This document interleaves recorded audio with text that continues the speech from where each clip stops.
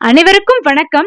பங்குனி மாதத்துல வரக்கூடிய உத்திரம் நட்சத்திரமும், தை மாதத்துல வரக்கூடிய பூசம் நட்சத்திரமும் எப்படி விசேஷமோ, அது போல வைகாசி மாதம் வரக்கூடிய விசாகம் முருகப்பெருமானுக்கு உகந்த அற்புதமான நாள்னு சொல்லலாம். ஏன்னா தமிழ் கடவுள் முருகன் அவதரித்த தினம் வைகாசி விசாகம் தான். அன்றைய நாள் என்ன விசேஷம்? முருகனை அன்று எப்படி வழிபடலாம்?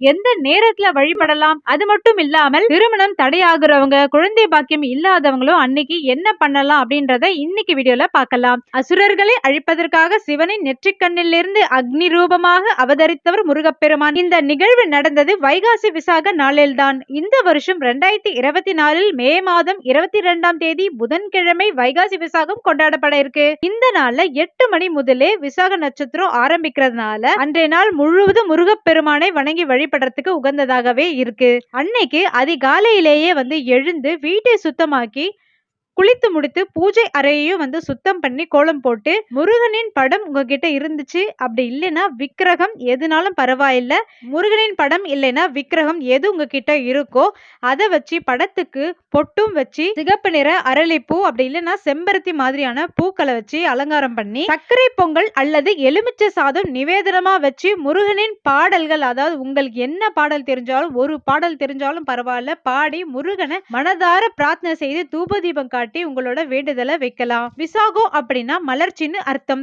இந்த நாள்ல முருகனை வழிபட்டா நம்ம வாழ்க்கையில இருள் நீங்கி எல்லா விதத்திலுமே நம்ம வாழ்க்கை மலர்ச்சியா இருக்கும். இதுல திருமண வரம், குழந்தை பாக்கியம் அமையணும் அப்படின்னு நினைக்கிறவங்க ஏழைகளுக்கு மோர், பானகம், தயிர் சாதம், செருப்பு இது போல தானம் செய்தீங்க அப்படின்னா விரைவிலேயே திருமணம் அமையாதவங்களுக்கு சீக்கிரமா நல்ல வரணும், குழந்தை பாக்கியம் கிடைக்கணும்னு நினைக்கிறவங்களுக்கு நல்ல குழந்தை வரமும் அமையும்.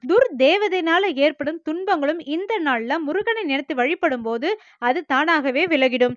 எப்பேற்பட்ட ஆபத்துகளையும் விலக்கக்கூடிய இந்த நாள்ல முருகனை தவறாமல் வணங்கி நம்ம எல்லாருமே முருகனோட அருள் பெறலாம்.